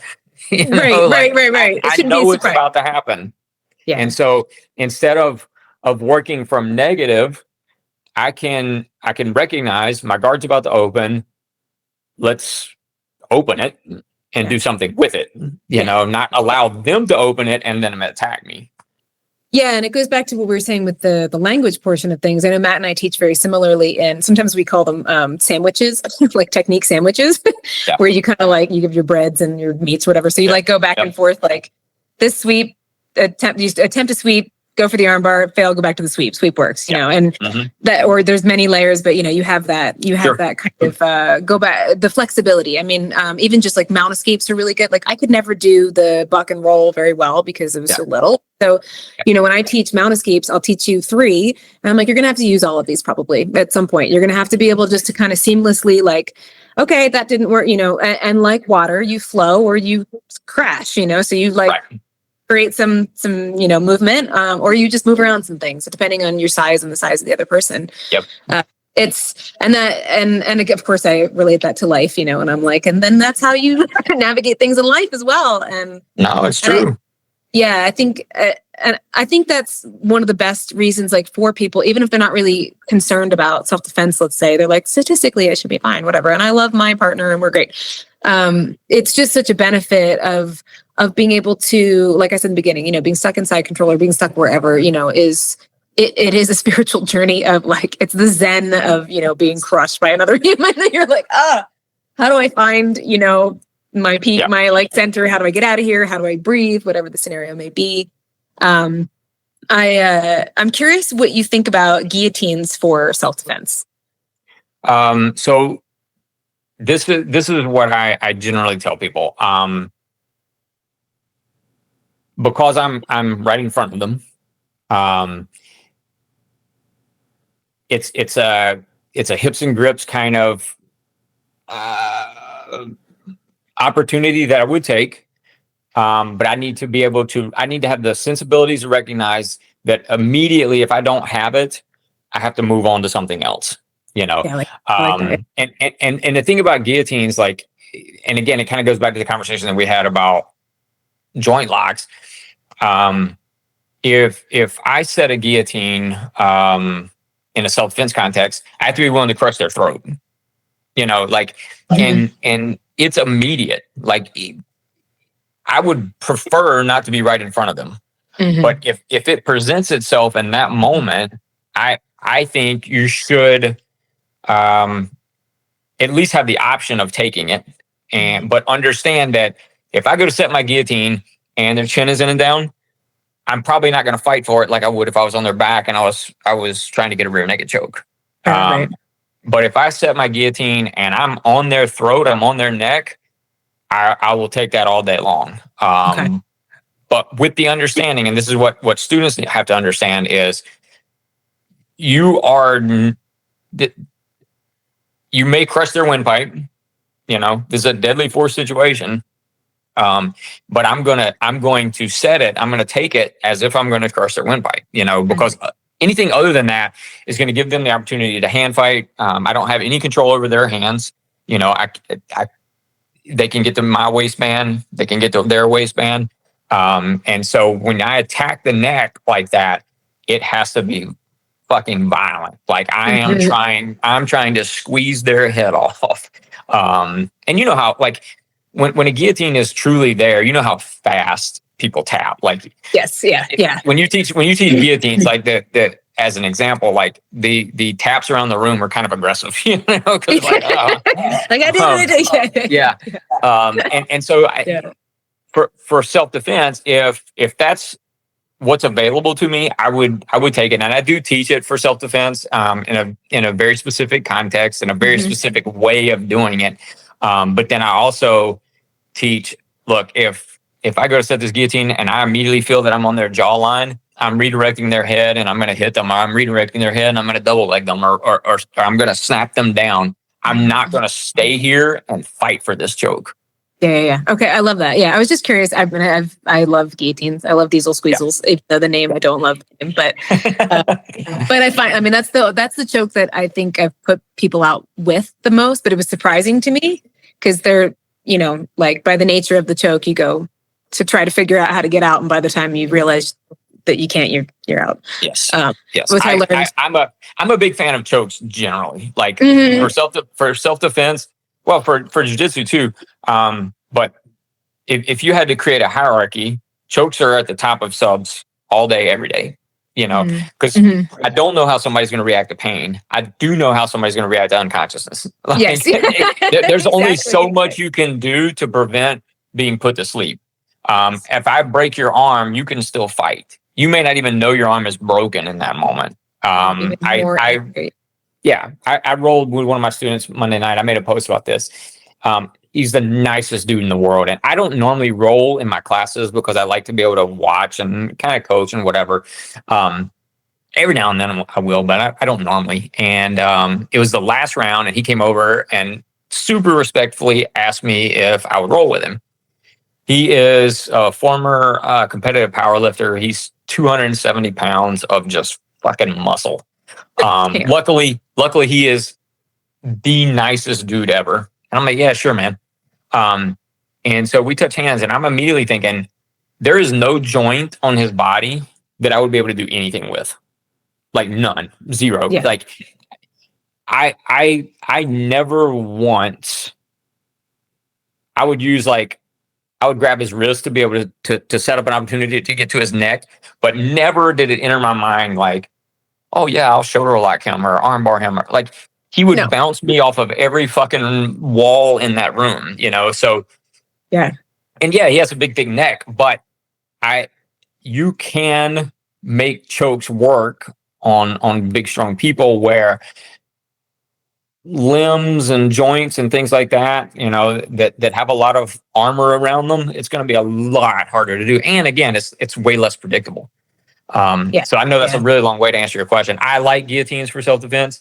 I like chokes for self-defense, but I like guillotines for self-defense as a kind of an attack of opportunity. Because people give you their head a lot. I mean, they do. Yeah, they do. Even trained people will do it. You know, they get excited about seeing an opening or an opportunity, and they lead with their head, and it's a fast finish if it's done right. Yeah. I mean, I tend to catch him a lot because I'm little, and because it's kind of like, I'm just going to take her down. I'm just going to grab her, and I'm like, okay, grab it. You know. And I think I personally, in a self-defense land, I need to. I was just curious about your opinion because I'm kind of like I took a break from a lot of the self-defense stuff, but I'm circling back and just evaluating some of the things that, like, all right, I love doing this in this context. How does that really, like, I know I need to fine tune the application of like when and why, which is why I'm doing the MMA. That gives me a lot, more of a realistic approach to it. And I know we're coming up on time here, but I wanted to. Are there like books or things that you personally love that have helped you with your own journey that you pass along? Like, do you like? I guess twofold question. I'm curious if you like The Gift of Fear. Is that something that you like, or is there another version of that you like? And just in your own life. Yeah, no, I think The Gift of Fear is great, and I don't know of anybody that's done it better than DeBecker, because I think the way it's written is super relatable to a lot of people. The stories and anecdotes that he gives, and his approach to being able to articulate, why these behaviors lead to, these other behaviors, I think is really good. It's a book that I recommend pretty regularly, mostly because I don't think anybody has done it better. Not that I've seen, and if somebody has, then I would love to see it or read it. There's a, and I don't, there aren't a lot of books out there that I think relate specifically to what we do that I think are awesome. I think there are a lot of books out there that peripherally, if you're looking, relate to what we do. As a Man Thinketh is one of these, in terms of like understanding the emotional toughness aspects of what may need to be involved when you're dealing with somebody that's trying to like do physical harm to you. For coaches, there's a great book called Training at the Speed of Life. That's really good. And understanding how to do good scenario work. I think scenario work is really important, but I think it's more often than not done really poorly. So understanding how to do scenario work that is relevant to your students. If you have a 65-year-old married granddad and you're putting him in a nightclub, that's probably not good scenario work, like, Right, so right. like I see people run scenarios sometimes, and if you've got 12 people and you're running them all through the same thing, it's like, okay, but how is this relevant to their life? Like they're never going to be in this situation that you just put them in. So that's a good one in understanding, like for coaches, how to be a little bit more competent in setting up scenarios. I think Jeff Thompson has some good books that helped me early on. I think they're probably not for everybody, but I think they're good for coaches. I think they're good for people that maybe haven't experienced violence and want to have a better understanding of what that can look and feel like. Because I think that's a hard thing for a lot of people to get to. Like, I have 2 training centers, and one training center, I think the members that are there probably have experienced that side of life more than maybe the other training members in the other training center has. And so as a coach, being able to understand your audience and being able to teach to your audience and understand, like, recognize, okay, this group, whether it's, it could be like, we teach everything from Girl Scout groups to tier 1 operators. Like, you can't teach those people the same way, Right. And so recognizing your audience and being able to coach appropriately is really important, just from the language and whatever else. So when it comes to maybe having a better understanding of violence, I think a lot of Jeff Thompson stuff is good there. As soon as we get off, I'm going to think of like 10 other things, but those are the ones that kind of stick out to me. There's a book. Oh, man. I can see the cover of it, and I cannot think of the name of it. But it's about logic and emotions, and I'm big on that kind of stuff. Like, again, if I can't control what's happening internally, my own emotions, when I'm dealing with a problem or a potential problem, then there's no way I'm going to be able to control what the external variables are, right? So I'm really big on understanding the catalyst for what makes us react in certain ways and what makes our body do certain things. Because if I don't, then all the physical skill sets on the planet are not going to help me if I'm falling apart on the inside, and then that's manifesting itself outwardly. So I'm big on that kind of stuff, and I really wish I could see that. I can see the cover. Really wish I could think of the name of it, but that's you can send it to me. I'll put it in the notes. Yeah, yeah. That's a great. That's like for life too, right? Like, again, like the ways, the parallels of the things that we learn that apply to life. The thing that I tell my students probably daily is whether it's jiu-jitsu or wrestling or self-defense or whatever, when it comes to, because we're big on problem solving, I want them to be able to figure out what to do without me having to necessarily tell them every time this is what's going to happen, because I'm not going to be there for, like, they need to figure it out. And it's never going to look exactly the way we map it out, So if one thing doesn't really line up, I want you to be able to problem solve and figure it out. And so like if it's jiu-jitsu or if it's clinch fighting or whatever, one of the things that I constantly tell people is, like, look, face your problems. So if they've created an angle on me, I need to face my problem. They're my problem in that moment in time. And obviously that nobody wants to hear that in life, but there's a big life parallel there too. If I'm constantly not facing my problem is, it's not going away. It's still over here. I'm just not dealing with it right now. Right. Right. For jiu-jitsu, it's a perfect example, and it's something that people can see quite readily. If somebody's passing my guard and they're moving to side control or knee on belly or whatever, and I go to face away from them, I'm going to be in big trouble real fast. Right. And so it's an easy thing to see and feel and visualize in jiu-jitsu and clinch fighting as well. But I think there's some massive life parallels there too. Yeah, I think that definitely, again, it's like if somebody is interested in training, they're going to get so much more out of it than just like, oh, I can, like, yes, you feel so much better in your body and in scenarios, but a lot of it is because of the way that you are learning how to handle how you feel about things and managing the situation around you. And also with your book, I mean, your book should be, the incomplete guide to Krav Maga. Yeah. I love that title. And there's it's 316 pages, and about half of it is text, about half of it is like, there's like 500 photos in it. But there are chapters on a lot of the things that we're talking about. You know, I really wanted it to not be like, here's a self-defense manual of how to do a bunch of techniques. You know, like there is a section for that. But it's a lot about how to coach and how to set boundaries and how to like, even coaching, like the conversation we had about making sure that we're creating an environment that is conducive to the people that really need what we're doing, you know.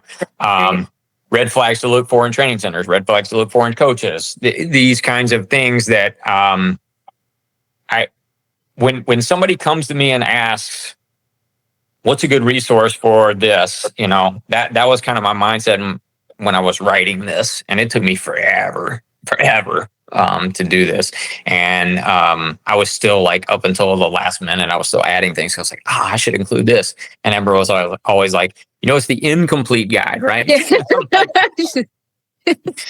I want it to be as complete as it can be. That's right. I heard you say that there was a whole section on legalities in there as well, which I think is amazing. Yeah.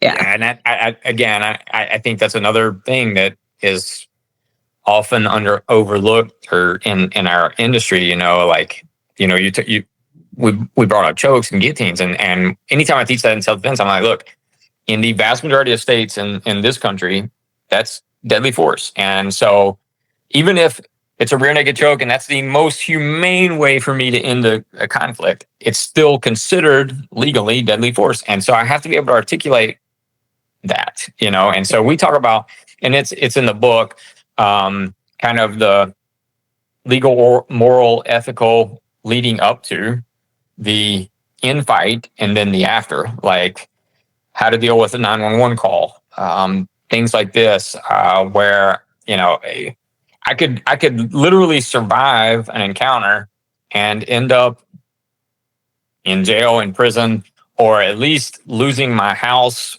and my 401k and everything, trying to defend myself because I made a 911 call and I said something that I shouldn't have said.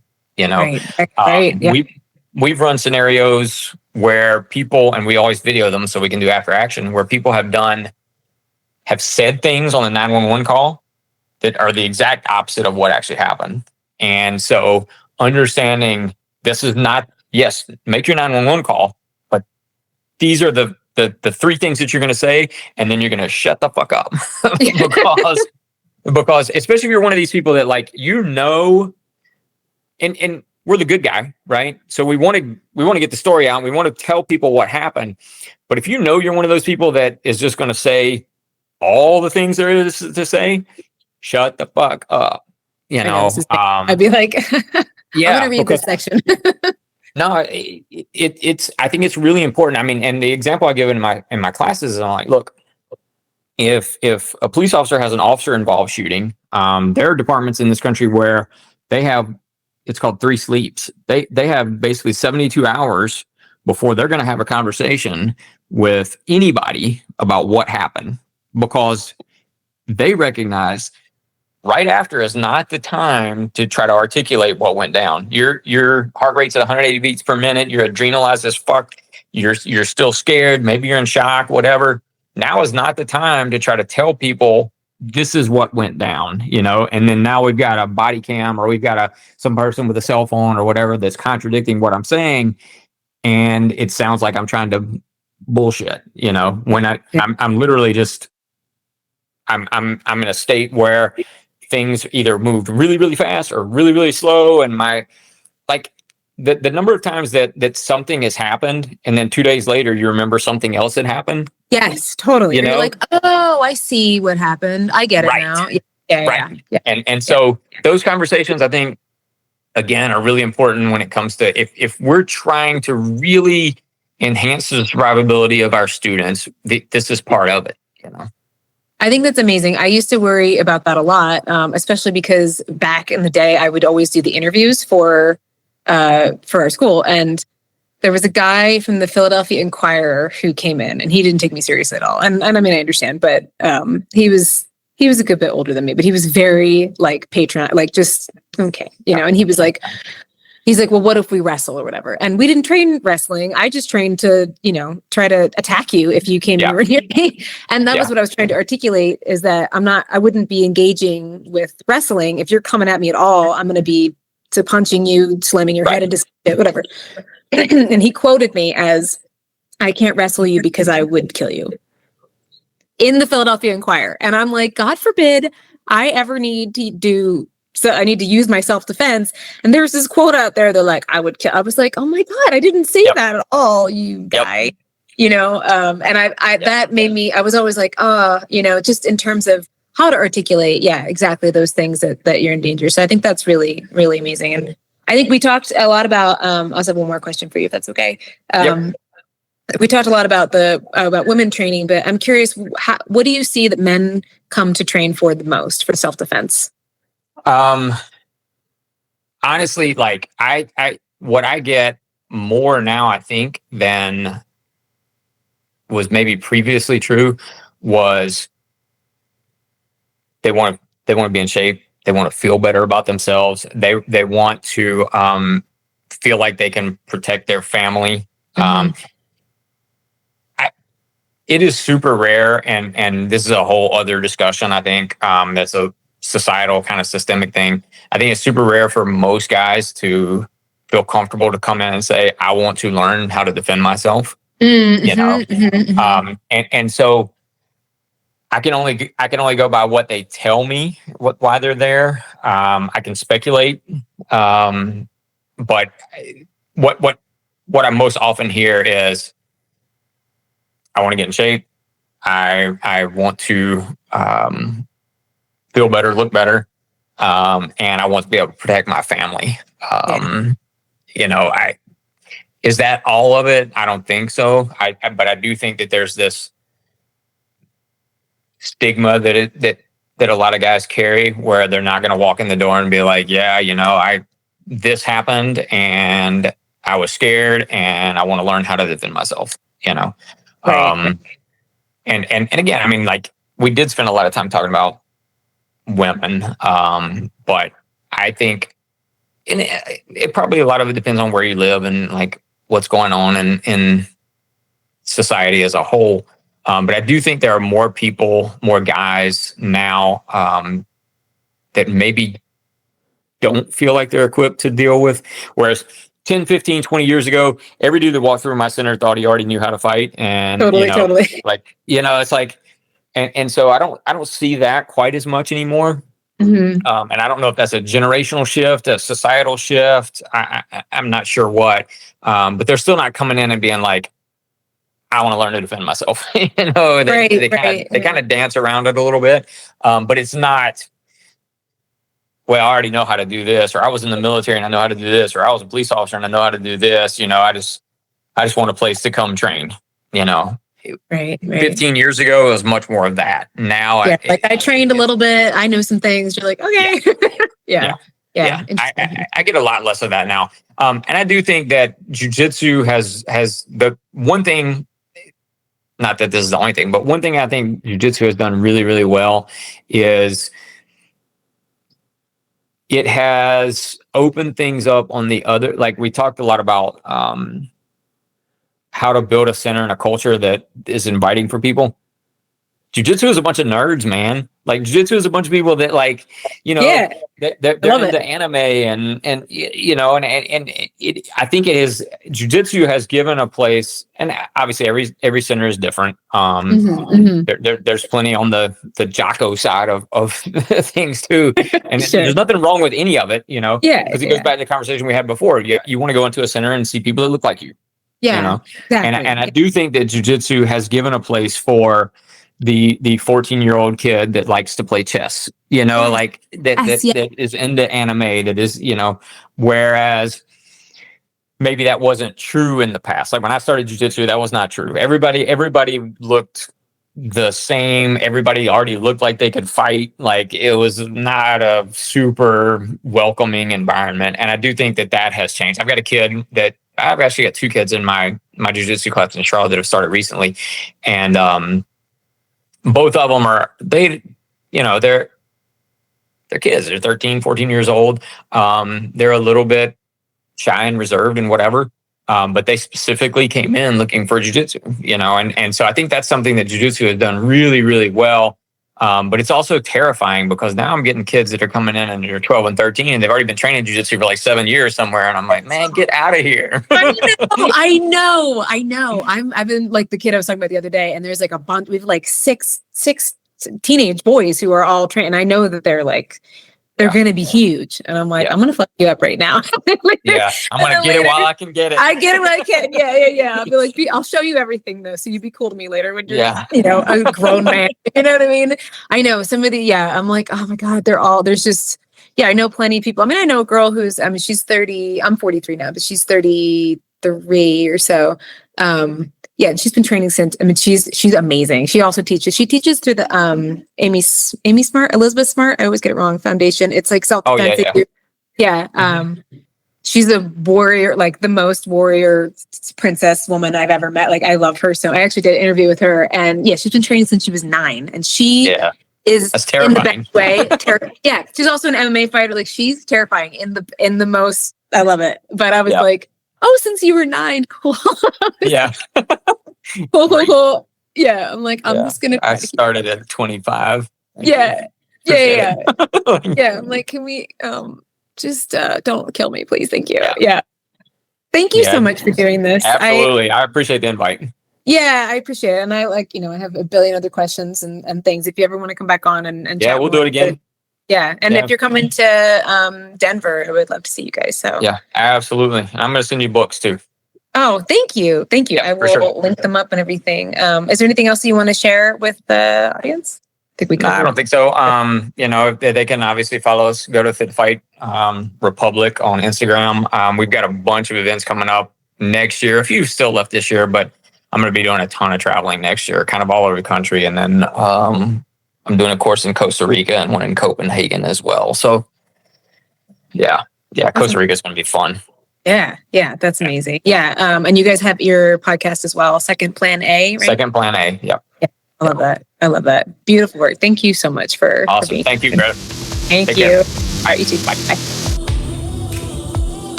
Searching the ground for the hidden key. Got the hole of me.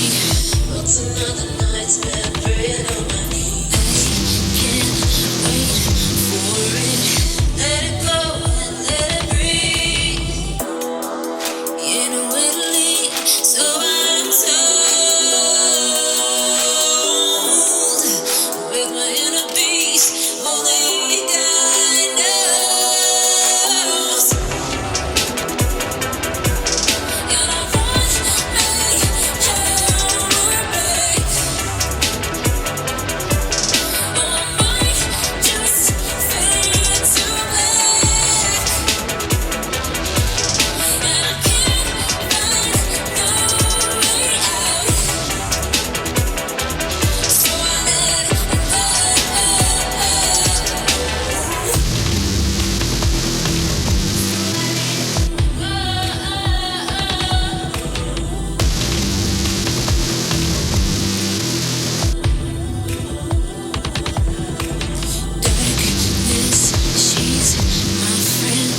Heaven knows she's the only one listening.